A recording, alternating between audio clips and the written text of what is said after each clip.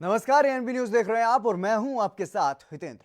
कांग्रेस के पूर्व अध्यक्ष राहुल गांधी ने केंद्र सरकार के बाद अब बिहार सरकार के खिलाफ मोर्चा खोल दिया है। राहुल गांधी ने ट्वीट कर बिहार सरकार पर कोरोना वायरस की मौजूदा स्थिति को लेकर निशाना साधा है। राहुल गांधी ने ट्वीट में यह कहा है कि बिहार में कोरोना महामारी की स्थिति नाजुक है और राज्य सरकार के नियंत्रण से बाहर हो चुकी है। अस्पताल वार्ड में लावारिस शव का पड़े होना बिहार सरकार के सुशासन का पर्दाफाश करता है और राहुल के इस बयान के बाद बिहार की सियासत गर्म हो गई है। दरअसल इस साल बिहार में विधानसभा चुनाव होने हैं और ऐसे में एनडीए के सहयोगी पार्टी की इस सरकार पर राहुल के हमला करने से सियासी गलियारों में भी हलचल तेज हो गई है।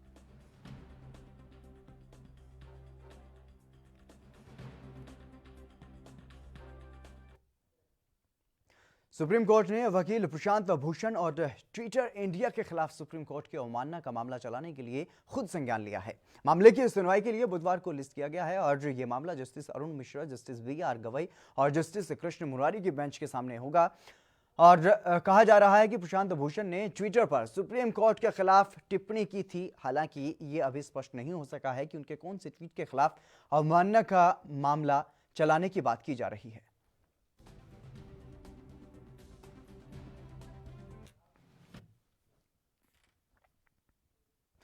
जम्मू कश्मीर में कोरोना वायरस के बढ़ते संक्रमण के चलते अमरनाथ यात्रा रद्द कर दी गई है। श्री अमरनाथ श्राइन बोर्ड ने यात्रा रद्द करने का ये बड़ा फैसला लिया है।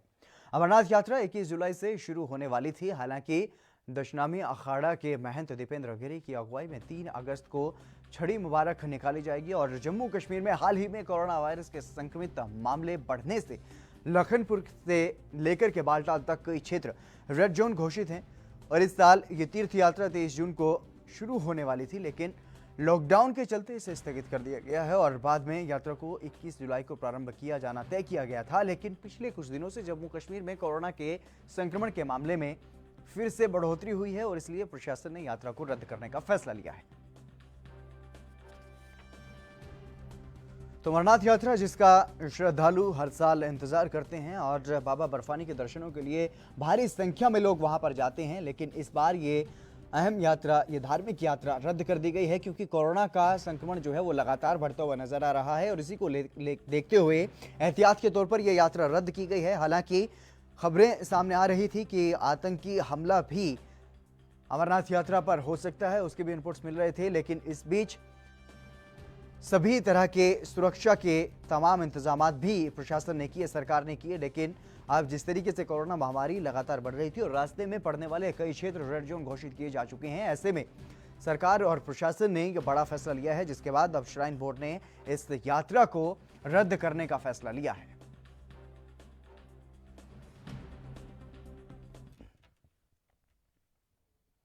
पश्चिम बंगाल में अगले साल होने वाले विधानसभा चुनाव से पहले आरोप प्रत्यारोप का दौर जारी है और सत्ताधारी तृणमूल कांग्रेस और भारतीय जनता पार्टी के नेता एक दूसरे पर खुलकर हमला बोल रहे हैं। इस बीच बंगाल बीजेपी के चीफ दिलीप घोष ने कहा है कि ममता बनर्जी अगले साल मुख्यमंत्री पद की शपथ नहीं ले पाएंगी। हालांकि इसके कुछ समय बाद ही मुख्यमंत्री ने यह दावा किया है कि 2021 में तृणमूल कांग्रेस एक बार फिर से सत्ता में आएगी। दिलीप घोष ने एक प्रेस कॉन्फ्रेंस में कहा कि हमने आज एक सर्कस देखा है और इस बार उनका 95% भाषण बीजेपी के लिए था और यह दिखाता है कि वो भारतीय जनता पार्टी से डरती हैं। वो विभिन्न राजनीतिक दलों के लोगों से आने का आग्रह कर रही हैं क्योंकि कोई भी उनकी पार्टी में शामिल नहीं हो रहा है।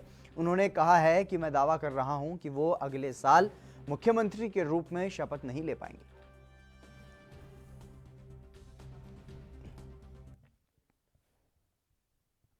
मेघालय के पश्चिमी गारो हिल्स जिले में बाढ़ से कई गांव बह गए हैं और बाढ़ के चलते कम से कम 5 लोगों की जान भी वहां पर गई है और 1.5 लाख से ज्यादा लोग प्रभावित हुए हैं। वहीं गृह मंत्री अमित शाह ने बाढ़ से हुई मौतों पर दुख जताया है और उन्होंने मंगलवार को ट्वीट कर कहा है कि मेघालय के पश्चिमी गारो हिल्स में बाढ़ के चलते हुई मौतें हुई हैं वो परेशान कर देने वाली हैं। मैंने राज्य के मुख्यमंत्री कॉनराड संगमा से बात की है और उन्हें आश्वासन भी दिया है कि केंद्र की तरफ से हर संभव उन्हें मदद दी जाएगी। इस कठिन समय में राष्ट्र मेघालय के लोगों के साथ पूरी तरह से खड़ा हुआ है।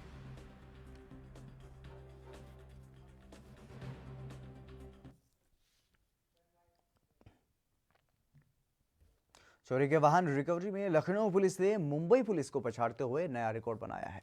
देश में गाड़ियों की अब तक की सबसे बड़ी रिकवरी उत्तर प्रदेश पुलिस ने लखनऊ में की है और चोरी की गाड़ियों को इंश्योरेंस के नाम पर खपाने वाले गैंग का भंडाफोड़ करते हुए पुलिस ने 62 लग्जरी गाड़ियां बरामद की हैं। लखनऊ पुलिस ने इस हाई प्रोफाइल वाहन चोर गिरोह के 7 लोगों को भी गिरफ्तार किया है और पुलिस के मुताबिक बदमाश चोरी की गाड़ियों को चेचिस नंबर बदलकर एक्सीडेंटल गाड़ियों में लगा देते थे और फिर फर्जी दस्तावेज के जरिए वाहनों को बेच दिया करते थे। इस गिरोह का जाल उत्तर प्रदेश, बिहार समेत कई राज्यों तक फैला हुआ है और इन्होंने एक ऑनलाइन साइट के जरिए भी चोरी की गाड़ियां बेची हैं। 21/7/2020 को थाना चिनट में चेकिंग के दौरान जो वांछित अभियुक्त सतनाम को जब गिरफ्तार किया गया, उसके निशानदेही पे 5 और अभियुक्त नंबर 1 ऐनुल हक, विकास जायसवाल, इसरार, जियाउल हक, विनोद शर्मा उर्फ विनोद गिरफ्तार किए गए एवं उनके कब्जे से 21 वाहन, कुल 62 वाहन चोरी के बरामद हुए। अगर हम लोग पिछले बरामदगी के साथ इसको जोड़े, पिछले बार 50 वाहन बरामद किए गए थे और इस बार 62, तो कुल 112 वाहन डीसीपी ईस्ट एवं उनके टीम द्वारा बरामद किया जा चुका है। और जहां तक हम सभी के जानकारी में है कि इतनी बड़ी संख्या में वाहनों की बरामदगी कभी नहीं हुई है, किसी भी प्रदेश में नहीं हुआ है। इससे पहले 104 वाहनों की बरामदगी मुंबई पुलिस के द्वारा किया गया था, तो हम लोग उनसे 8 आगे हैं। तो लखनऊ कमिश्नरेट दिल्ली के स्वास्थ्य मंत्री सत्येंद्र जैन ने कहा है कि कुल 954 नए पॉजिटिव केस सामने आए हैं और दिल्ली में कुल पॉजिटिव केस 1,23,447 हो गए हैं और 1,784 रिकवर हुए हैं और अब तक 1,04,918 लोग कुल मिलाकर के रिकवर हो चुके हैं और अब तक 84% लोग यहां पर ठीक हो चुके हैं। साथ ही उन्होंने कहा कि दिल्ली में कोरोना के 22% बेड भरे हुए हैं और 78% खाली हैं। कुल 15,461 बेडों में से 3,422 बेड भरे हुए हैं। कल 954 नए केसेज आए और कुल मिलाकर अभी तक 1,23,747 केसेज दिल्ली में हो चुके हैं और कल रिकवरी जो थी जितने नए केसेस से काफ़ी ज़्यादा थी, 1784 लोग रिकवर हुए हैं। कुल मिलाकर 1,04,918 लोग रिकवर होकर ठीक होकर अपने हो चुके हैं बिल्कुल। और ये मुझे लगता है 84% लोग दिल्ली के अंदर अभी तक ठीक हो चुके हैं। साथ ही साथ अभी मैं आपको बताना चाहता हूँ कि जो बेड ऑक्यूपेंसी है दिल्ली के अंदर, जो कोरोना के बेड हैं, 22% ऑक्यूपेंसी है टोटल, मतलब 78% बेड अभी वैकेंट है। 3,422 बेड ऑक्यूपाइड है आउट ऑफ 15,400 पर। हम अपनी तैयारी करके चल रहे हैं और हम अपनी तैयारी को कम भी नहीं करेंगे। अभी देखो ये वायरस कैसे बिहेव करेगा किसी को नहीं पता, आज किस तरह से कर रहा है, कल किस तरह से करेगा। जितने भी पोजीशंस हैं कभी भी फेल हो सकते हैं, तो इसलिए हम अपनी तैयारियां पूरी करें। राजस्थान में सियासी संग्राम अभी भी जारी है और इस बीच बीजेपी पर भी लगातार आरोप लग रहे हैं कि बीजेपी सरकार गिराने की कोशिश में लगी है। इन आरोपों और राजस्थान की वर्तमान स्थिति पर बीजेपी सांसद मीनाक्षी लेखी ने प्रतिक्रिया दी है। ये स्पष्ट है कि इनके घर के भीतर लड़ाई है और भीतर लड़ाई उन लोगों के बीच में है जो कि पुराने भ्रष्टाचार में लिप्त हैं और एक तरफ कुछ नए चेहरे हैं जो कि एम्बिशियस हैं, आगे बढ़ना चाहते हैं। और उन सबको लगता है कि जब तक राहुल गांधी इनकी पार्टी के अध्यक्ष हैं या गांधी परिवारवाद की राजनीति करता रहेगा तो उनका भविष्य कुछ कांग्रेस में नजर नहीं आता। और यही कारण है कि ये अपने भीतर की लड़ाई का जो ठीकरा है वो बीजेपी के सर पर मढ़ना चाहते हैं। लेकिन आप इनकी नीतिगत स्थिति को अगर आकलन करें तो आपको पता चलेगा कि किस प्रकार से राहुल गांधी जैसे व्यक्ति को आज मानना पड़ा कि कोरोना की लड़ाई में भारत आत्मनिर्भर हुआ, भले ही गरूर के साथ माना, नहीं तो जिस तरीके की हरकतें कोरोना के दौरान चीन कर रहा था और चीन की भाषा ये खुद बोल रहे थे, तो इनको तो शर्म आनी चाहिए कि भारत की सेनाएं लड़ रही थीं और उनका मनोबल तोड़ने का काम ये कर रहे थे। राजस्थान राज्य के हालात पर जयपुर में सतीश पुनिया ने अपने विचार रखे हैं। उन्होंने अशोक गहलोत पर अभद्र भाषा का इस्तेमाल करने का आरोप भी लगाया है। साथ ही उन्होंने कहा कि वो सचिन पायलट से मिलने के लिए कभी नहीं गए। और क्या कुछ कहा उन्होंने, आपको सुनवाते हैं। राजस्थान की सरकार जिस तरीके से संकट में है और मुख्यमंत्री ने आज जिस तरीके की भाषा का इस्तेमाल किया, उससे ये साबित हो गया कि उनका नैतिक साहस अब टूट गया है। अपनी घर की टूट को बीजेपी के माथे बढ़ना पुरानी आदत थी, लेकिन आज जिस भाषा का इस्तेमाल किया वो मुख्यमंत्री की भाषा नहीं थी, शोभा नहीं देती संसदीय लोकतंत्र में। इस तरीके के परिपक्व लोगों के मुंह से मुझे लगता है कि अफसोसजनक है। उन्होंने कई बातों का जिक्र किया, लेकिन उनकी बात से ये साबित हुआ कि आज जिस तरीके से सीबीआई ने अपने पुराने आदेश को रिवोक किया और उसमें साफ तौर पर ये जाहिर था कि सीबीआई प्रत्यक्ष तौर पर राजस्थान के किसी मसलों में, प्रदेश के किसी मसलों में जांच नहीं कर पाएगी बशर्ते सरकार की सहमति हो। इसका मतलब टैप कांड से लेके तमाम जो मामले हैं उनकी जांच को घबरा कर मुझे लगता है कि सरकार ने ये फैसला लिया है। प्रसंग हमारा भी आया, उन्होंने कहा कि हम लोग गुपचुप गए, हमें कोई आवश्यकता नहीं गुप जाने की, हम लोग दिल्ली जाते हैं, पार्टी काम से जाते हैं। लेकिन उन्होंने जो बात कही उस पर मेरा ऐतराज है। मैं शिवसेना नेता संजय राउत ने अयोध्या भूमि पूजन पर कहा है कि अगर उन्हें बुलाया जाएगा तो वो जरूर जाएंगे। सीमा विवाद को लेकर भी उन्होंने कहा है कि नेपाल चीन के कंधे पर बंदूक रखकर गोली चला रहा है और उनको जवाब देना जरूरी है। मैं बार बार अयोध्या में जाता रहा हूँ, तो ये हमारे लिए एक बहुत ही रोमांचक और ऐतिहासिक क्षण है जो प्रधानमंत्री मोदी जी के हाथों से वहाँ भूमि पूजन हो रहा है। तो ज़रूर ये सभी लोग, चाहे अडवाणी जी हो, चाहे मुरली मनोहर जोशी जी हो, बाला साहब ठाकरे जब नहीं है, उद्धव ठाकरे साहब है, उमा भारती, साधु ऋतंबरा, अशोक सिंघल जी भी नहीं है, ये सभी लोग वहाँ थे। तो उनको तो निमंत्रण जरूर आएगा, उद्धव जी को भी आएगा। तो जब निमंत्रण आ जाएगा तो ज़रूर उस बारे में हमारा कार्यक्रम बनेगा। नेपाल के साथ हमारा कभी कोई झगड़ा नहीं था, लेकिन अभी जब से चीन का संघर्ष शुरू हुआ है तो नेपाल चीन के रास्ते हिंदुस्तान पर हमला कर रहा है, या नेपाल के कंधे पे बंदूक रखकर चीन हम पर हमला कर रहा है। तो इतिहास ये कहता है, नेपाल और हिंदुस्तान के जो रिश्ते हैं वो सांस्कृतिक भी है, भावनिक भी है और मन के भी है। ये टूटने नहीं चाहिए। लेकिन अगर कोई दुश्मन हमारा देश का नेपाल को हिंदुस्तान के खिलाफ खड़ा कर रहा है तो अभी से हमको भी उस मामले में कठोर कदम उठाने। दिल्ली में मुख्यमंत्री घर घर राशन योजना को मंजूरी केजरीवाल कैबिनेट ने दे दी है और प्रेस वार्ता के जरिए सीएम केजरीवाल ने इस बारे में बताया है। और इसके अलावा उन्होंने क्या कुछ कहा है वो भी आपको सुनवाते हैं। पिछले 5 साल में जब से दिल्ली के अंदर आम आदमी पार्टी की सरकार आई है, राशन की व्यवस्था में हमने काफ़ी सुधार किए हैं। दिल्ली के अंदर अब राशन मिलने लगा है लोगों को, दुकानें समय पे खुलने लगी थी। लेकिन आज हमारी कैबिनेट ने सुबह अभी 11 बजे बैठ के जो निर्णय लिया वो किसी क्रांतिकारी कदम से कम नहीं है। आज हम लोगों ने दिल्ली में door step delivery of ration की योजना को मंजूर किया है। इस योजना का नाम होगा मुख्यमंत्री घर घर राशन योजना।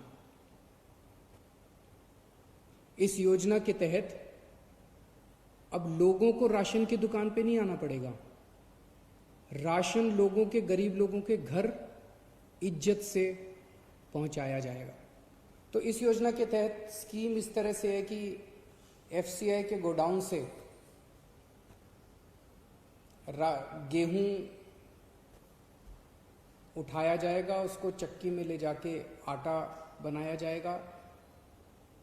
आटे के, चीनी के और चावल के बोरी में या पैकेट में उनको पैकिंग की जाएगी और वो पैकेट जो है अच्छे साफ सुथरे पौष्टिक राशन के पैकेट हर घर के अंदर राशन जो बेनिफिशियरी है उनके घर पे राशन डिलीवर किया जाएगा।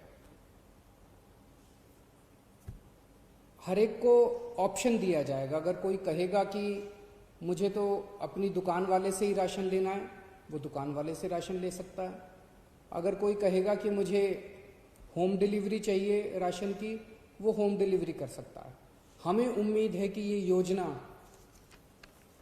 6 से 7 महीने के अंदर ये शुरू हो जाएगा, क्योंकि अभी इसके बाद सारी टेंडरिंग होगी, सारे कंसल्टेंट हायर किए जाएंगे, तो इसको लागू करने में 6 से 7 महीने लग सकते हैं। और इसी के साथ जिस दिन से दिल्ली में होम डिलीवरी ऑफ राशन, मुख्यमंत्री घर घर राशन योजना चालू होगी, उसी दिन से दिल्ली के अंदर केंद्र सरकार की scheme one nation one ration card भी लागू कर दी जाएगी।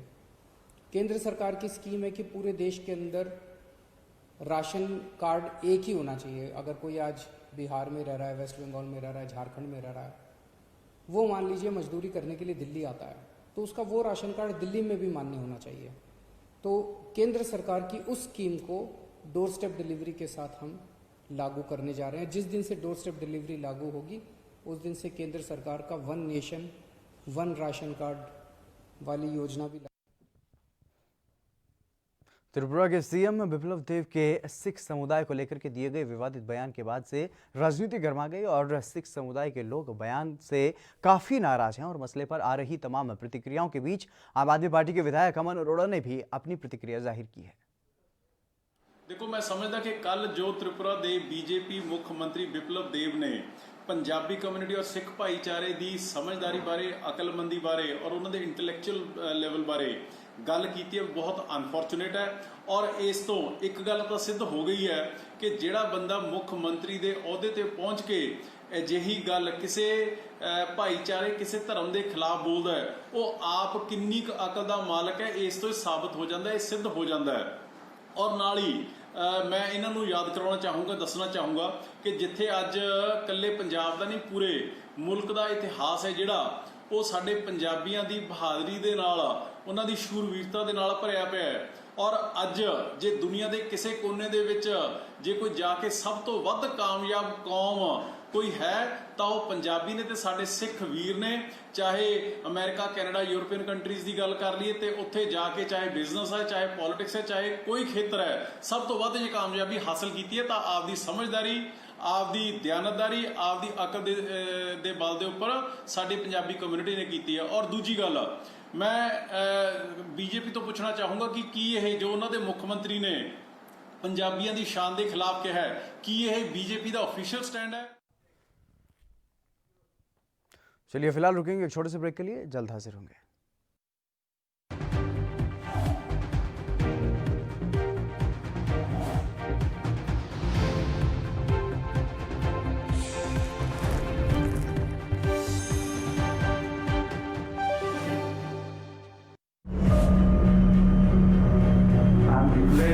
Public health emergency of international concern over the global outbreak of novel coronavirus. Bharat की कोरोना वायरस से जंग। आपको चाहिए पूरी जानकारी के लिए भरोसेमंद जरिया।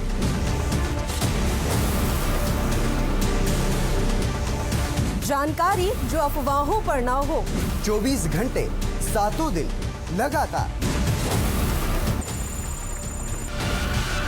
सिर्फ ANB न्यूज पर।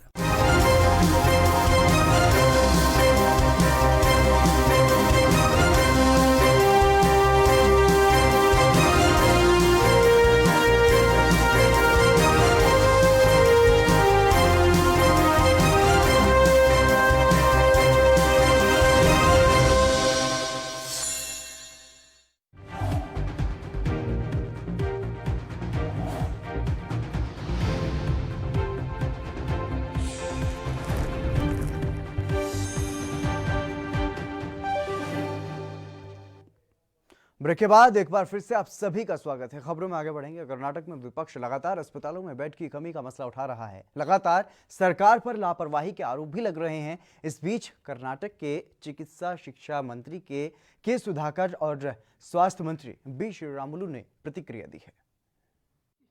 See, in every city in India, there is a teething problem. Initial teething problem is there, but we are making everything possible to ensure whatever has been agreed upon, that is 50% of their beds in all segments, will be taken by the government. There is no, you don't have to have any doubt on it. For that, we have ensured that there is every officer posted to the individual hospital, not even to the zone. We have a nodal officer posted to the individual hospital. They can't run away, they can't dupe us. But one thing you should understand, practical difficulties, there are some non-COVID patients who have occupied the beds. You can't just remove them. This is not like a shop or anything. People who don't understand what is healthcare, they speak like that. So we should understand patients are patients, whether they are COVID positive or non-COVID. मैं questions को जो कुछ भी देखो, जो कुछ भी मैं दिया हूँ, कल सिद्धरामैया जी एलिगेशन करने के बाद मैं जो कुछ भी बाद में स्टैटिस्टिक्स दिया हूँ, वो मेरा स्टैटिस्टिक्स नहीं था। Government drugs and logistic health department का स्टैटिस्टिक्स था, कितना एक्सपेंडिचर किया है, वो एक्सपेंडिचर विद डॉक्यूमेंटेशन मैं कल रिलीज किया हूँ। बाद में सिद्धरामैया जी एक्सपीरियंस फाइनेंस मिनिस्टर काम किया है, वो चीफ मिनिस्टर भी काम किया है, वो लोग को मालूम है कितना हो सकता है, कितना है मालूम हो सकता है, इसलिए वो सिद्धरामैया जी वो चक्कर को बाद में रिप्लाई दे। मेडिकल हॉस्पिटल के ऊपर एक्शन लेने की बात कर, क्या स्ट्रिंजेंट एक्शन में बोले थे आपने, लीगल एक्शन लिया था क्या? आपने ऑलरेडी शो कॉज नोटिस भेजा है, पर 48 आवर्स किसी ने बंद नहीं किया। नहीं, देखो आप बोल रहे हैं एक हॉस्पिटल ओपीडी चल रहा है, तो ऑलरेडी ओपीडी चलने के टाइम पे सरकार के गमने पे आए, वो लोग के हम डिसीजन भी ले लिए। समाजवादी पार्टी के सांसद शफीकुर रहमान बर्क ने कहा है कि बकरीद के मौके पर सरकार को मस्जिद और ईदगाह में नमाज अदा करने की इजाज़त दे देनी चाहिए। उन्होंने कहा है कि सारे मुसलमानों को नमाज पढ़वाई जाए और तभी ये मुल्क बचेगा। उनके इस बयान पर मौलाना साजिद रशीदी ने प्रतिक्रिया दी है। देखिए, दो चीज़ें हैं, एक तो है साइंस, एक है धर्म। अगर हम धर्म को मानते हैं तो धर्म ये कहता है, यानी इस्लाम धर्म ये कहता है कि मस्जिद के मीनारों से जो अजान आती है उसकी जहाँ तक भी आवाज़ जाती है, हर बला, हर मुसीबत, हर परेशानी उससे भाग जाती है। ये भी एक परेशानी है, ये भी एक मुसीबत है। दूसरे, नमाज के बारे में ये भी कहता है धर्म इस्लाम कि नमाज हर परेशानी का हल है, हर मुसीबत, हर तकलीफ से बचाव है। तो मैं समझता हूँ उनका ये बयान अपने अकीदे के हिसाब से, जो धर्म के अंदर उनकी आस्था है उसके हिसाब से। रक्षा मंत्री राजनाथ सिंह मध्य प्रदेश के राज्यपाल के निधन पर श्रद्धांजलि देने के लिए पहुंचे और उनके साथ ही मुख्यमंत्री शिवराज सिंह चौहान भी श्रद्धांजलि देने के लिए लखनऊ पहुंचे थे। इस दौरान उन्होंने कहा कि ऐसा लगता नहीं था वो राज्यपाल हैं, वो परिवार के मुखिया जैसे थे। और क्या कुछ कहा उन्होंने, आपको सुनवाते हैं। साल से लगभग वो मध्य प्रदेश के महामहिम राज्यपाल थे। एक साल में ही उन्होंने मध्य प्रदेश की जनता का दिल जीत लिया था, कार्यकर्ताओं के हृदय में बस गए थे वो। ऐसा लगता ही नहीं था कि वो गवर्नर हैं। प्रदेश को ये लगता था कि वो हमारे परिवार के मुखिया हैं। शिमला के संजौली में हेलीपोर्ट का काम चल रहा है और इसको लेकर के मुख्यमंत्री जयराम ठाकुर ने अधिकारियों को जल्द से जल्द निर्माण कार्य को पूरा करने के निर्देश दिए हैं। मुख्यमंत्री ने कहा है कि 14 करोड़ से बनने वाले इस हेलीपोर्ट के पूरा होने से हेलीकॉप्टर की लैंडिंग की सुविधा होगी और साथ ही उन्होंने ये भी कहा है कि ऐसे हेलीपोर्ट प्रत्येक जिला मुख्यालय में विकसित किए जाएंगे।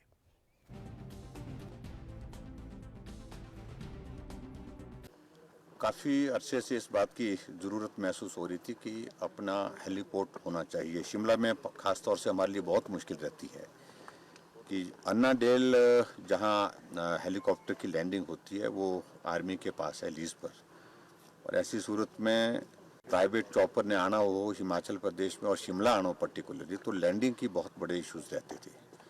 ऐसी सूरत में एक अच्छी शुरुआत हुई है। यहाँ संजौली में एक हेलीपोर्ट जो है वो बनाने का निर्णय लिया है और वो हम सितंबर के महीने में जो जिस तरह से कार्य की प्रगति हम यहाँ देख रहे हैं, तो हम मान के चल रहे हैं कि सितंबर के महीने तक ये काम पूरा हो जाएगा, जिसका मेन पोर्शन जो है, उसके बाद इसको फंक्शनल कर देंगे। कोरोना वायरस के संकट और राजस्थान में जारी सियासी घमासान के बीच कांग्रेस नेता राहुल गांधी केंद्र सरकार पर हमलावर हैं। आज राहुल गांधी ने ट्विटर के जरिए कोरोना काल में मोदी सरकार की उपलब्धियां गिनाते हुए तंज कसा है, जिसका बीजेपी ने पलटवार भी किया है। केंद्रीय मंत्री प्रकाश जावड़ेकर ने राहुल गांधी के अंदाज में ही हर महीने की अलग अलग उपलब्धियां गिनवाई हैं, जिनमें शाहीन बाग से लेकर राजस्थान की लड़ाई तक शामिल है। राहुल गांधी रोज ट्वीट कर रहे हैं। मुझे लगता है कांग्रेस पार्टी अब केवल ट्वीट की पार्टी बनकर रह जाएगी, क्योंकि जनता में काम नहीं, एक के बाद एक राज्य गंवा रहे हैं। और इसलिए हताश निराश पार्टी सरकार पर कुछ भी प्रहार करने की चेष्टा कर रही है, वो सफल नहीं होंगे। आज उन्होंने ट्वीट किया फरवरी से जुलाई तक क्या किया, तो हम भी उनको जरा हिसाब बताते कि राहुल बाबा 6 महीने की आपकी उपलब्धि क्या क्या है। फरवरी में शाहीन बाग और दंगे, मार्च में सिंधिया और मध्य प्रदेश गंवाना, अप्रैल में श्रमिकों को उकसाना, मई में ऐतिहासिक हार की 6ठी वर्षगांठ, जून में चीन की वकालत और जुलाई में राजस्थान में पार्टी तबाह। तो यही आपका काम चल रहा है। और ये समझना चाहिए, उन्होंने मोमबत्ती जलाना का जो काम 130 करोड़ जनता ने किया, उसका अपमान किया।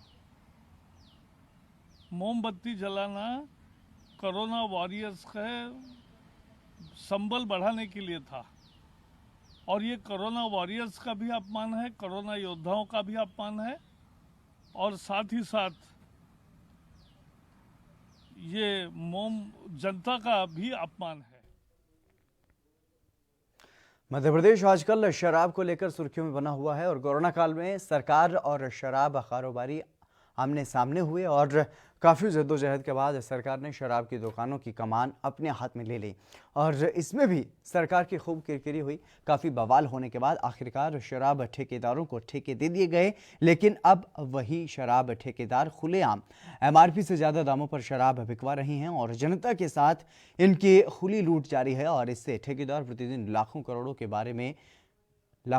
के वारे न्यारे कर रहे हैं और वहीं इस पर सरकार के मंत्री कार्रवाई करने का आश्वासन देते हुए नजर आए।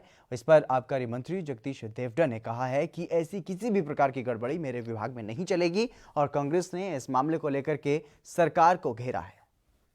इस विषय को आपने मेरे संज्ञान में डाला है, इसके पहले मुझे इसकी जानकारी नहीं हुई, तो मैं आपको धन्यवाद दूंगा।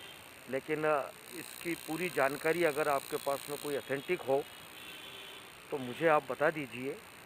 मैं वरिष्ठ नेताओं से, वरिष्ठ अपने अधिकारियों से बात करके इसका समाधान करेंगे। अगर कहीं त्रुटि है या कहीं गलती हुई है तो बात करेंगे। ये तो एक अपराध है और इसकी गहन जांच होनी चाहिए।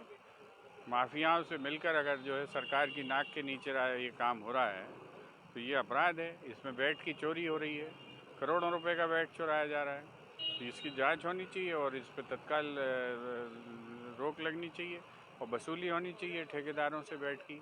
तो ठेकेदारों को कहना ये है कि सरकार बिकवा रही है। सर इसको दें ऑफिशियली, सरकार बिकवा रही है तो सरकार कैसे ये पाप कर सकती है। सरकार अगर कर रही है तो सरकार को रहने का नैतिक अधिकार नहीं है। खुद अपने टैक्स की चोरी सरकार अगर करवा रही है तो ये मुझे लगता नहीं कि ऐसा होगा, लेकिन अगर ऐसा हो रहा है तो इसकी भी गहन जांच। महाराष्ट्र में दूध किसानों का प्रदर्शन दूसरे दिन भी जारी रहा और महाराष्ट्र में दूध उत्पादक किसानों और दूध संघों ने दूध के खरीद मूल्य में बढ़ोतरी की मांग को लेकर के आंदोलन शुरू कर दिया है।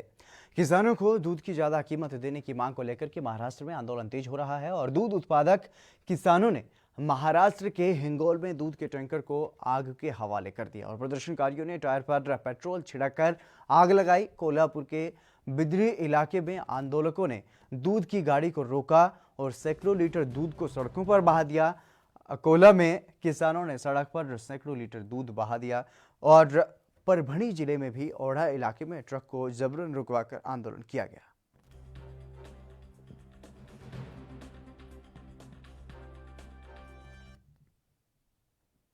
केंद्र सरकार के शीर्ष अधिकारियों ने संसदीय समिति से कहा है कि राज्य सरकारें ओवरटाइम का भुगतान किए बिना कर्मचारियों से एक दिन में 8 घंटे से अधिक काम नहीं करा सकती हैं। सरकार की ओर से यह स्पष्टीकरण उन खबरों को लेकर के दिया गया है जिसमें कहा गया है कि कुछ राज्य सरकारों ने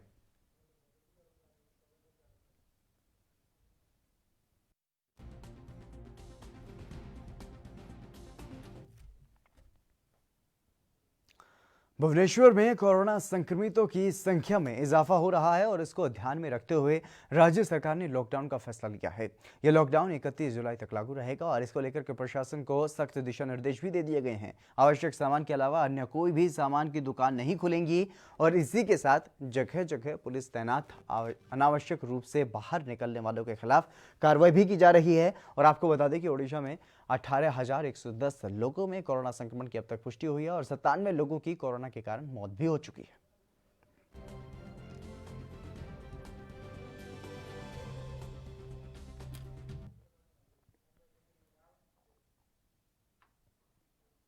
कोविड-19 से एथलीट भी बुरी तरह से प्रभावित हुए हैं। बिहार के खंगारिया के रहने वाले एथलीट अली अंसारी अब सब्जी बेचकर जीविका चला रहे हैं और उनका कहना है कि दिल्ली सरकार सभी खिलाड़ियों को सुविधा देती है लेकिन एथलीट के लिए कोई सुविधाएं नहीं हैं। एथलीट की परेशानियों को लेकर के और क्या कुछ कहा उन्होंने आपको सुनवाते हैं।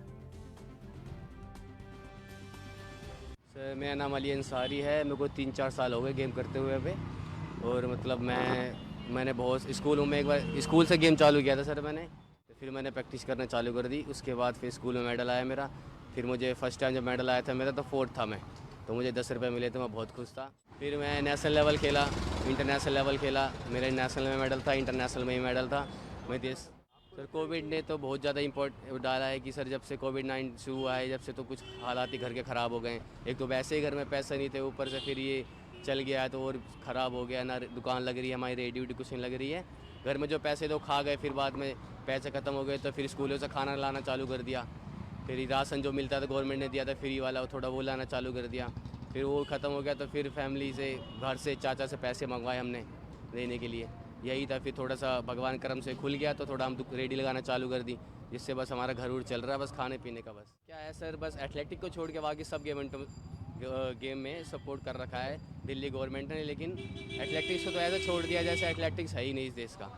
एथलेटिक्स बहुत ही टफ है, बहुत ही ऐसा एक मान ले सर कि गरीब बच्चा नहीं कर सकता इसको, लेकिन गरीब ही सोचते गलत है, सोच है कि गरीब बच्चा नहीं कर सकता, लेकिन सच ये है कि गरीब ही बच्चा एथलेटिक्स अच्छे से कर सकता है। तो सर गवर्नमेंट तो कुछ सोच नहीं रही है, बस ग्राउंड दे दिए हैं, ग्राउंड में पीने के लिए पानी भी नहीं है, अच्छे से कुछ डाइट का भी कुछ नहीं है। दिल्ली में आज तक साई का कुछ नहीं है, सेंटर नहीं है दिल्ली के अंदर गवर्नमेंट का। कर्नाटक के मुख्यमंत्री वी.एस. येदियुरप्पा ने कहा है कि बेंगलुरु में बुधवार से लॉकडाउन नहीं रहेगा और सिर्फ कंटेनमेंट जोन्स में ही सख्ती रहेगी। सीएम के इस फैसले पर बेंगलुरु के मेयर गौतम कुमार ने ज्यादा जानकारी साझा करते हुए क्या कुछ कहा है आपको सुनवाते हैं। संपूर्ण लॉकडाउन तो नहीं है, बट बहुत सी जगह लॉकडाउन का ही वातावरण रहेगा, जैसे चिकपेट है, कैलाशपालम है, जहाँ पे लोग बहुत ज़्यादा मिल रहे हैं, केआर मार्केट है वगैरह है। तो इन सब चीज़ों के बारे में एक लिस्ट बनेगा कि कहाँ कहाँ पे एक सील डाउन का वातावरण होगा, वहाँ पे पूरा सील डाउन किया जाएगा। और जो रिलैक्सेशन अभी ऑलरेडी सीएम साहब अनाउंस कर रहे हैं तो उसके हिसाब से ही बीबीएमपी अपना काम करेगा। लिकर सेल का क्या करेंगे? लिकर सेल हाँ, जो गवर्नमेंट डिसीजन करेगा उसके ऊपर ये करेगा। क्या सजेशन दिए सर ना लिकर, क्योंकि यहाँ का जो माहौल है इसके आप चाहते थे कि और एक हफ्ते का लॉकडाउन बढ़े तो ट्रैक करने में नहीं, easy होगा, लेकिन क्या होगा ट्रैक नहीं, अभी कंटिन्यूस मैं अभी दोपहर से वीडियो कॉन्फ्रेंस सुधाकर साहब मिनिस्टर से साथ भी था कि वार्ड कमेटी मीटिंग्स में क्या क्या हो रहा है, वार्ड लेवल बूथ लेवल में भी क्या क्या हो रहा है। तो वीडियो कॉन्फ्रेंस फिनिश करके अभी टास्क फोर्स जो मेन बनाया है मंजुनाथ प्रसाद साहब ने, उसका भी एक मीटिंग में अभी अटेंड किया हूँ कि कौन सा लेवल पे क्या प्रॉब्लम्स है और कैसा उसको फेस करना है। लॉकडाउन एक ही सोल्यूशन नहीं हो सकता है, बट क्योंकि लोग पैनिक भी हो रहे हैं, अभी बाहर नहीं आ पा रहे हैं, टेस्टिंग करवाना है, घर में ही रह के ट्रीटमेंट करना है, क्या है क्या नहीं है, इन सब चीज़ों के बारे में प्रोज एंड कॉन्स पूरा सोच विचार। छत्तीसगढ़ के पावन त्यौहार हरेली के अवसर पर बलौदाबाजार जिले के प्रभारी मंत्री टी.एस. सिंहदेव ग्राम टीला पहुंचा और सिंहदेव के ग्राम टीला पहुंचने पर जिला प्रशासन और ग्रामीणों ने जोश के साथ उनका स्वागत किया। निर्धारित समय पर मंत्री सिंहदेव ने कार्यक्रम स्थल पर पहुंचकर गोधन न्याय योजना की शुरुआत की। वहीं योजना के हितग्राहियों को हितग्राही जॉब कार्ड देकर सम्मानित भी किया।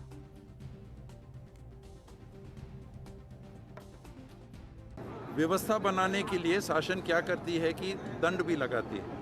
आप जुर्माना लगा सकते हैं, आप केस कर सकते हैं, आप थाने में बंद कर सकते हैं, लेकिन वो हल नहीं है।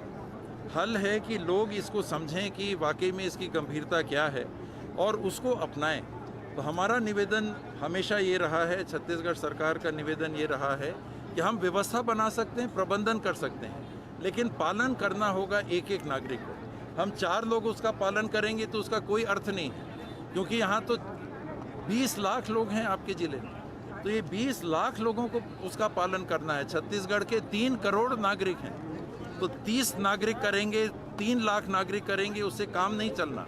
3 करोड़ नागरिकों को इसको समझना होगा कि आने वाले 6 महीने 8 महीने कम से कम कोरोना का प्रभाव फैल सकता है, क्योंकि हमारे जो मजदूर हैं ऐसे जगह पे थे जहाँ उनकी देखभाल नहीं हुई, वो कोरोना से ग्रसित हो गए, और कोरोना से ग्रसित होने के बाद हम उनको नहीं रोक सकते कि आप कोरोना वाले हो, बाहर रहो। समाजवादी पार्टी के सांसद शफीकुर रहमान बर्क ने कोरोना पर अपना बयान दिया है और साथ ही उन्होंने मस्जिदों में नमाज को लेकर के भी सरकार से गुहार लगाई है। क्या कुछ कहा है उन्होंने, आपको सुनवाते हैं। मुसलमानों का नहीं है, दुआ मांगने का मतलब सिर्फ मुसलमानों का नहीं है, बल्कि मुल्क के अंदर हमारे जो भी इंसान जो हैं तो सब अल्लाह ही बंदे, अगर वो माफ़ करेगा तो सब कोई करेगा, या वो उसमें कोई भेदभाव होगा उस जगह नहीं। वहाँ तो भाई एकसानियत है, उसके तो सब बंदे किया था इसका ईद के मौके पर। लेकिन संगीत सोम जो कि एमएलए हैं बीजेपी के और मेरठ से एमएलए हैं उधर से, तो और वो देखिए उनका पर्सनल कैरेक्टर क्या है, यानी पर्सनल उनकी बात क्या है कि वो फाउंडर डायरेक्टर हैं अल्दुआ फूड प्रोसेसिंग कंपनी के, यानी मीट की कंपनी के। तो खुद तो मीट की कंपनी है, दूसरों को भी खिला रहे हैं, और हम तो ये कह रहे हैं कि साहब आलू खा। लगातार हो रही बारिश के कारण दरभंगा के सबसे बड़े सरकारी अस्पताल का भी बुरा हाल है। अस्पताल जाने वाली सभी सड़कें पानी से डूब चुकी हैं और वहीं अस्पताल के आपातकालीन विभाग, मेडिसिन विभाग के साथ ही अन्य विभागों में भी पानी भर गया है और इस वजह से हॉस्पिटल प्रशासन को भारी परेशानी का सामना करना पड़ रहा है। बारिश हुआ है ज़्यादा, बहुत दुनिया भर का पानी है, रोड पर पानी बहुत 1.5 फीट 2 फीट बढ़ रहा है, ग्राउंड में 2 फीट 4 फीट पानी लगा हुआ है। तो पेशेंट सबको अटेंडेंट या पेशेंट लेके जो आते हैं अंदर में सीधे जाते हैं, वहाँ क्या बोलते हैं तो पोटको में जाके गाड़ी लगाते हैं, उतर के जाते हैं। तो यहाँ परेशानी बहुत बड़ी, कोई देखने वाला नहीं है।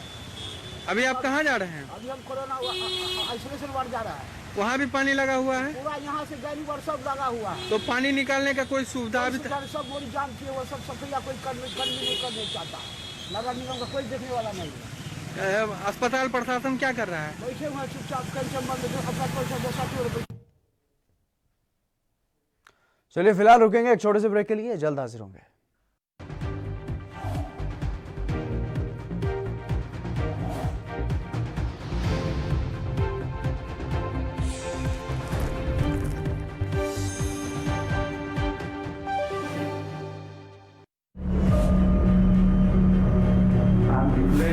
Public health emergency emergency of international concern over the global outbreak of novel coronavirus. Bharat की कोरोना वायरस से जंग।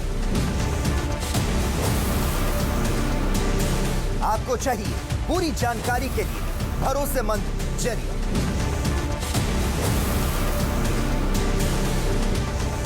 जानकारी जो अफवाहों पर ना हो। 24 घंटे 7 दिन लगातार सिर्फ ANB न्यूज पर।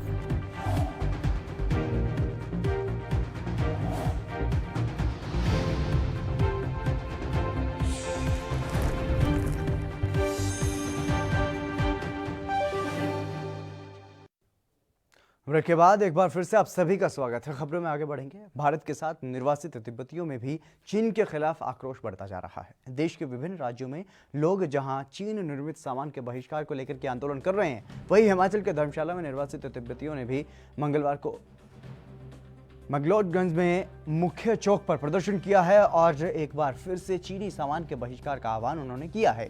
तिब्बत निर्वासित सरकार के सांसद दावा शेरिंग ने यहां पर कहा है कि निर्वासित तिब्बतियों ने साल 1983 से चीनी सामान के बहिष्कार की मुहिम शुरू की थी। वहीं निर्वासित तिब्बतियों ने भी चीनी सामान के बहिष्कार का आह्वान किया है और उन्होंने कहा है कि हम भारत के साथ खड़े हुए हैं और आगे भी खड़े रहेंगे।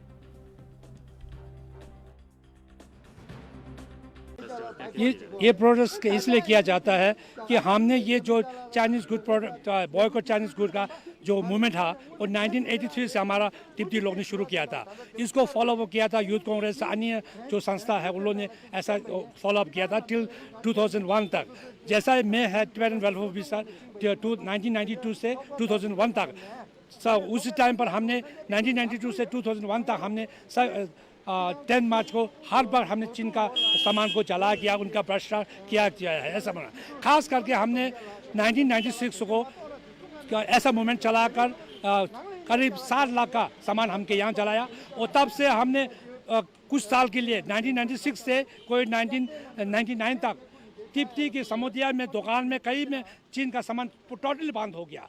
वैसे उस टाइम पर तिब्बत से लोग आता था, उन लोगों तिब्बत से सामान लेकर आता, फिर भी उन लोग बोलता है कि धर्मशाला में सामान नहीं ले जाना, चीन का सामान नहीं ले जाना, ये उधर नहीं चल सकता है। ऐसे हमने पूरा धर्मशाला में चीन का, लेकिन उसको कंटिन्यू नहीं हुआ था। तो अभी इसलिए हमने इस मूवमेंट को इसलिए चलाया कि इस बात अमेरिका जैसे खास करके भारत के लोगों और भारत गवर्नमेंट ये चाइनीज़ बॉयकॉट मूवमेंट चला रहा था, उसके साथ हम भी साथ है, हम दिखाना चाहता है और हमारे लोगों को बोल रहा है कि दुनिया लोग, भारत लोग अगर ऐसा मूवमेंट कर रहा है तो हम भी जागो। हमारा देश चीन ने कब्जा किया है, हमारा देश अभी भी आज़ाद नहीं है, तो सभी लोग खड़ा जाओ, इस मूवमेंट में जोड़ो, इसको मकसद है, ये हमारा मकसद है। भारत और अमेरिका साझा युद्धाभ्यास और साथ ही राफेल के भारतीय वायुसेना में शामिल होने को लेकर के डिफेंस एक्सपर्ट एसपी सिन्हा ने कहा है कि इससे विरोधी देशों को भारत की ताकत का अंदाजा लगेगा। और क्या कुछ कहा है उन्होंने, आपको वो भी सुनवाते हैं। जो प्रभाव पड़ेगा जो बैटल युद्ध के क्षेत्र में, वो बहुत ही प्रभावशाली होगा और दुश्मन देश कुछ भी हरकत करने से पहले इन बिंदुओं को एनालाइज करेगा कि अब हिंदुस्तान एयरफोर्स के पास रफाल है। जब विंग कमांडर अभिनंदन MiG-21 के साथ F-16 को परास्त कर सकते हैं, तो रफाल आने के बाद सोचिए कि विंग कमांडर अभिनंदन ऐसे पायलट क्या कर देंगे। ये चीन और पाकिस्तान, चीन विस्तारवाद में विश्वास करता है। चीन कमज़ोर देशों को और कुछ अपने पड़ोसी देशों का ज़मीन हथियाने में विश्वास करता है। चीन एक पाम 5 फिंगर्स वाली स्ट्रेटजी में विश्वास करता है। चीन की कुदृष्टि चाहे कोविड-19 के परिप्रेक्ष्य में हो, बायोलॉजिकल वॉरफेयर के परिप्रेक्ष्य में हो या साइबर वॉरफेयर के परिप्रेक्ष्य में हो, चीन की जो कुदृष्टि है और जो दुर्व्यवहार है, उसकी सीमा। बिहार के नालंदा में लोगों ने लॉकडाउन का उल्लंघन कर सांस्कृतिक कार्यक्रम आयोजित किया, जिसके वीडियो खूब तेजी से वायरल हो रहे हैं। और वीडियो में युवक के हाथ में तमंचा भी है और वो डांस कर रहा है। और पूरे मामले पर DSP law and order Sanjay Kumar का कहना है कि मामला भागन बीघा के एक गांव बोकना का है और फिलहाल सभी फरार बताए जा रहे हैं। छापेमारी लगातार की जा रही है।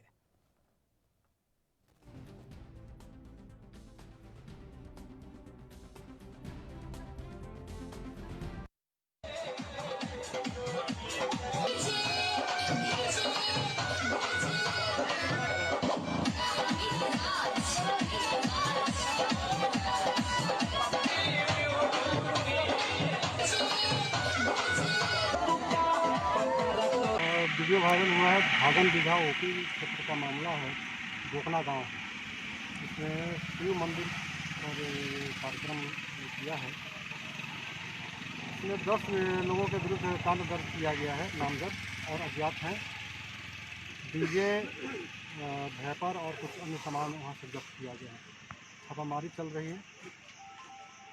सर तमंचे पे भी सर ये किया गया है सर?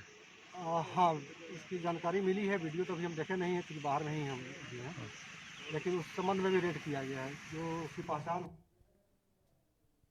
राजस्थान के बाड़मेर में बालोचरा हाईवे पर बस और कार की जबरदस्त भिड़ंत हो गई, जिसके चलते 5 लोग गंभीर रूप से घायल हो गए। और बता दें कि हादसा हाईवे लूणावास सखला के पास हुआ है और वहीं सूचना मिलते ही पुलिस मौके पर पहुंची और ग्रामीणों की मदद से कार में फंसे हुए लोगों को क्रेन की मदद से निकाला गया और फिलहाल घायलों को इलाज के लिए अस्पताल में भर्ती करवा दिया गया है और पुलिस मामले की जांच में जुट गई है। तो तस्वीरों पर साफ तौर पर देख सकते हैं कितना खतरनाक ये एक्सीडेंट यहां पर हुआ है और इस हादसे में गंभीर रूप से कई लोग घायल हुए हैं। और आपको बता दें कि 5 लोग इसमें गंभीर रूप से घायल हुए हैं। हालांकि उनको स्थानीय लोगों की मदद से और क्रेन की मदद से वहां से निकाला गया और अस्पताल में भर्ती करवाया गया है। लेकिन गाड़ियों की जो हालत हुई है वो तस्वीरों में साफ तौर पर देख सकते हैं कितना भयानक ये हादसा यहां पर हुआ है। हिमाचल प्रदेश सरकार ने बीते दिन निजी बसों में किराए की बढ़ोतरी की है, जिसको लेकर के देश भर में कई संगठनों ने इसका विरोध किया है और वहीं कुल्लू में भी कांग्रेस इस नए किराए को स्वीकारने के लिए तैयार नहीं है। और इस कड़ी में कांग्रेस के विधायक सुंदर सिंह ठाकुर का कहना है कि जहां कोरोना काल में सरकार को आम जनता को राहत देनी चाहिए, वहीं ये महंगाई और किराया बढ़ाकर लोगों के ऊपर बोझ डाल रहे हैं। और साथ ही उन्होंने क्या कुछ कहा है, बीजेपी ने अपने कार्यकाल में दूसरी बार ये किराया बढ़ाया है और ऐसा करने वाली ये पहली सरकार बन गई है जो लगातार आम जनता पर बोझ डालकर उन्हें त्रस्त करने में जुटी हुई है। कोरोना काल में जहाँ पे की जनता पहले से ही बहुत त्रस्त है, नौकरियां चली गई है और इस वक्त हमारे जो आगे भविष्य जो है हमारा दाव पे लगा हुआ है, ऐसे वक्त में इस महामारी में जहाँ पे सरकार को लोगों का ख्याल रखना चाहिए था कि लोगों पे अधिक बोझ ना पड़े। पहले इन्होंने राशन को काटा, राशन पे महंगाई लाए, उसके बाद बिजली का बिल में बढ़ोतरी की, पानी के बिलों में बढ़ोतरी की। जनता मांग कर रही थी कि ये सभी बिल जो है माफ़ होने चाहिए, लेकिन सरकार ने सभी बातों को दरकिनार करते हुए हवाई इनके जो 20 करोड़ लाख करोड़ का जो पैकेज मोदी ने 4 दिन लगाए समझाने में, कहाँ गया आज वो पैकेज? क्यों ये अतिरिक्त बोझ जनता पे डाला जा रहा है? और ऐसे वक्त में जो 25% किराए की बढ़ोतरी कर रही है, तो पिछली कैबिनेट में इन्होंने पास कर दिया था। उसके बाद पटकथा लिखी गई थी, पूरा ड्रामा इन्होंने सेट किया, निजी ऑपरेटरों से कुछ मांगे उठवाई और आज उन मांगों के सामने झुक गए। लेकिन हम जानते कि निजी ऑपरेटरों का ये किराया बढ़ाने की बात नहीं की, निजी ऑपरेटर उनसे मांग कर रहे थे कि हमारा टैक्स माफ कीजिए। ऐसे वक्त में जो सरकार को निजी ऑपरेटर का टैक्स माफ करना चाहिए था, जो कोरोना काल था, जो पिछले 3 महीने का, उनको टैक्स माफ करना चाहिए था। अजनाला के नजदीकी गांव रायपुर में कबूतरों के मामले में गोली चल गई और जिसमें बिक्कर मसीह नाम के व्यक्ति को हिरासत में लिया गया है, लेकिन थाने में उस समय हड़कंप मच गया जब गिरफ्तार किए गए व्यक्ति का कोरोना टेस्ट पॉजिटिव पाया गया। सामने आया कि शायद कुछ पुलिसकर्मी भी कैदी के संपर्क में आए और पूरे मामले पर जानकारी देते हुए डीएसपी विपिन कुमार ने बताया कि नौजवान रिमांड पर था। युवक के कोरोना नतीजे आने के बाद थाने को सैनिटाइज किया गया है और पूरे थाने के कर्मचारियों का कोरोना टेस्ट किया जाएगा।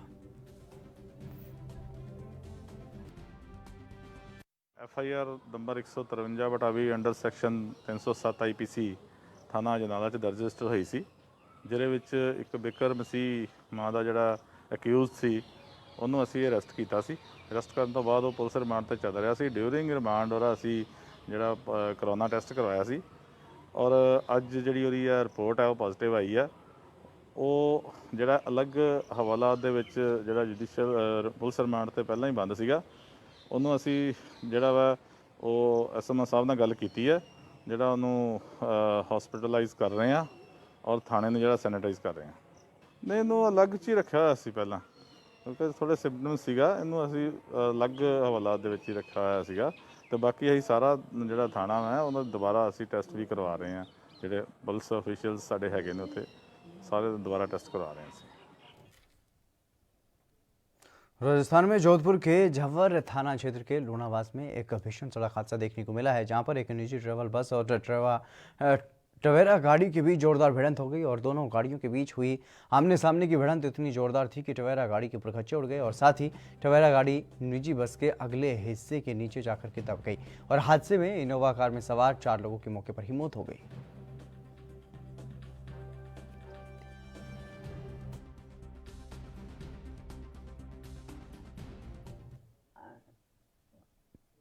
बिहार के सीतामढ़ी में भारी बारिश के कारण तबाही वाले हालात बने हुए हैं और दरअसल बिहार के कई इलाके बाढ़ से प्रभावित हो गए हैं और सड़कों के साथ साथ लोगों के घरों में भी पानी भर गया है।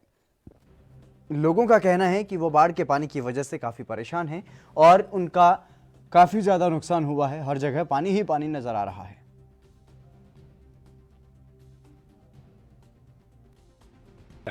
बाढ़ की स्थिति तो देखने से लग रहा है कि पूरा जलमग्न है। सोनवर्षा पेट्रोल पंप 50 फीट में लगभग टूटा हुआ है और ये स्थिति रहा तो 50 फीट क्या 100 फीट टूट जाएगा, जिससे यातायात बिल्कुल बाधित होगा और इस भयावह पानी से पूरे प्रखंड जलमग्न हो सकता है। यह स्थिति बहुत विकट है। इसको किसी रूप में सुलझाने का सरकार द्वारा या बीडीओ साहब या कलेक्टर साहब के द्वारा इस रास्ता के ऊपर ध्यान देना। अभी बाढ़ की ताज़ा स्थिति यही है कि दोनों तरफ से सड़क का जो है संपर्क टूट गया है। मेरा यहीं पर रूपा पेट्रोल पंप के पास मेडिसिन हॉस्पिटल है, इस हॉस्पिटल का संचालन मैं करता हूं और बाढ़ कल एकाएक आने से सड़क का पूरा संपर्क टूट गया है, जिससे कोई भी मरीज न इधर आ सकता है न जा सकता है। स्थिति बहुत ही भयावह मैंने दिखाई दे रही है। मौसम भी अभी उसी तरह है, बारिश रुकने का नाम नहीं ले रही है। आगे अब क्या कहा जाए। हिमाचल प्रदेश में बस का किराया बढ़ाया गया है और कांग्रेस ने बस का किराया बढ़ाने के विरोध में सभी जिला मुख्यालयों में धरना प्रदर्शन करने का निर्णय लिया है। 23 जुलाई को सभी जिला मुख्यालयों में कांग्रेस इसके विरोध में धरना प्रदर्शन करेगी। अगर सरकार ने ये किराया वृद्धि को वापस नहीं लिया तो कांग्रेस इसके खिलाफ आमजन के साथ किसी बड़े आंदोलन से भी पीछे नहीं हटेगी और कांग्रेस का कहना है कि ये निर्णय पूरी तरह से जनविरोधी है और जनहित में इसे तुरंत वापस ले लिया जाना चाहिए।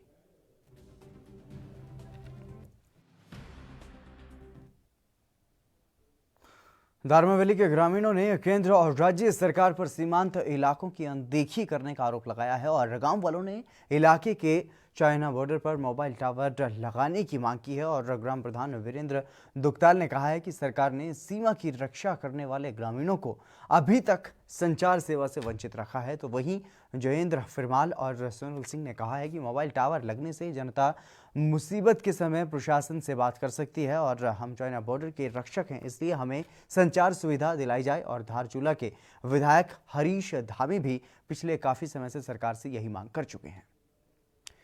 चलिए, वहीं बिहार में जिस तरीके से लगातार बाढ़ आ रही है और नेपाल में हो रही भारी बारिश के कारण वहां पर बिहार आने वाली नदियां उफान पर हैं। ऐसी स्थिति में नेपाल से गंडक नदी के रास्ते और पानी आने पर हालात बिगड़ सकते हैं।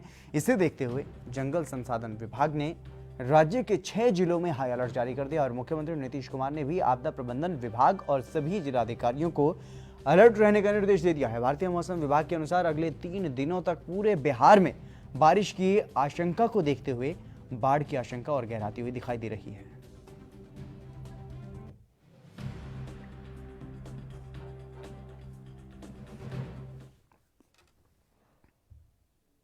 राजस्थान में जारी सियासी हलचल के बीच राजस्थान उच्च न्यायालय में बागी विधायकों की याचिका पर सुनवाई पूरी हो गई है और अदालत ने सचिन पायलट के खेमे को राहत देते हुए 24 जुलाई तक की मोहलत दे दी है। याचिका पर फिलहाल अदालत ने अपना फैसला सुरक्षित रख लिया है, लेकिन 24 जुलाई को न्यायालय इस पर फैसला सुनाएगा और तब तक स्पीकर सीपी जोशी बागी विधायकों के खिलाफ किसी तरह की कोई कार्रवाई नहीं कर सकते। बता दें कि दोपहर को 12 बजे सुनवाई पूरी हो गई थी।